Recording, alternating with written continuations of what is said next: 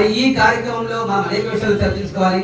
ముందుగా మన మహాత్మా గాంధీ జాతీయ గ్రామీణ ఉపాధి హామీ పథకానికి సంబంధించి మనం ఏ రకాల కార్యక్రమాలు చేపట్టవచ్చని సంబంధించి మన ఉపాధి హామీ పథకానికి సంబంధించినటువంటి మన జేఈ గారు వచ్చేస్తున్నారు. ప్రాధాన్యతలో ఏ కార్యక్రమాలు మనం రూపొందించుకోవాలి, మనందరూ కూడా మరోసారి విచారణ చేయవలసిందిగా కోరుతున్నాం.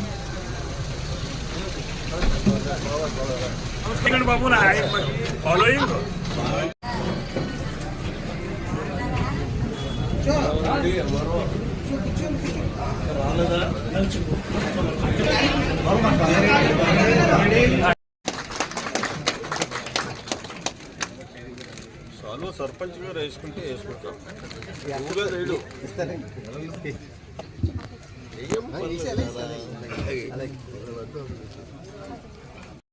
నిర్ణయం మేరకు ఏర్పాటు చేసుకున్నటువంటి ఎన్ఆర్జిఎస్ గ్రామ సభకు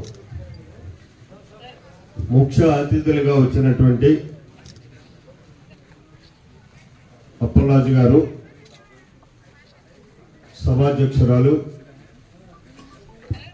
సర్పంచి అనంతలక్ష్మి గారు, ఎంపీటీసీ మమత గారు, నాకు మీకు అందరికీ అత్యంత ప్రియపాత్రుడు, నాకు పుత్ర సమానుడు సుబ్బారావు గారు,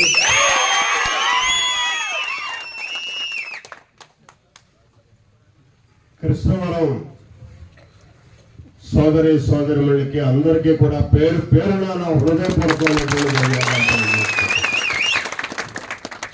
ప్రత్యేకంగా ఈనాడు ఈ కార్యక్రమాలను వచ్చినటువంటి ఎండిఓ గారు, ఎంఆర్ఓ గారు, ఎన్ఆర్జిసి అధికారులు,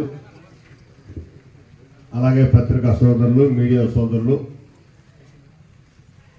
అందరికీ కూడా నా హృదయపూర్వక ధన్యవాదాలు. ఈరోజు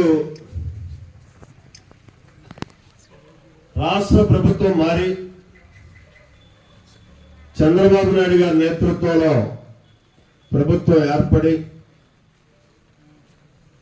60 రోజులు సుమారైంది.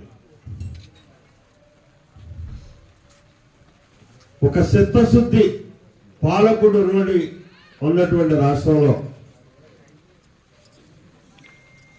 ముందస్తు ప్రణాళికతో ఈ రాష్ట్రాన్ని ఏ రకంగా అభివృద్ధి చేయాలి అనేటటువంటి ఆలోచన ఉన్నటువంటి ముఖ్యమంత్రిగా, అతనికి తోడు మరి ఈ శాఖకు సంబంధించినటువంటి ఉప ముఖ్యమంత్రి పవన్ కళ్యాణ్ గారి యొక్క నాయకత్వంలో ఈనాడు ఈ సభలు జరుగుతున్నాయి. గతంలోనే జరిగాయి. ఎన్ఆర్జిఎస్ గ్రామ సభలు జరుగుతాయి. ఎప్పుడో ఒకసారి సభ పెట్టడం, మమ అనిపించుకోవడం,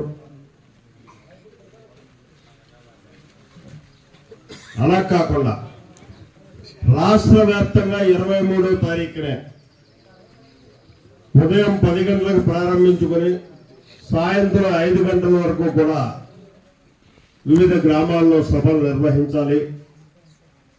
ఆ సభల ద్వారా వచ్చినటువంటి అర్జీలు, ఆలోచనలు భవిష్యత్ ప్రణాళికగా రూపొందించుకొని ఎన్ఆర్జిసి వర్క్లే కాకుండా